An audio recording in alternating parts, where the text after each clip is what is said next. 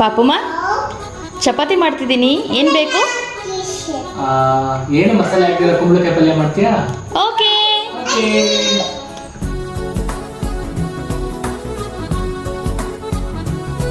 ಪಾಪಮ್ಮ, ನೀವು ಕೇಳಿದ ಮಸಾಲೆ ಇಲ್ದಿರೋ ಪ್ಲೇನ್ ಕುಂಬಳಕಾಯಿ ಪಲ್ಯ ರೆಡಿ. Thank you.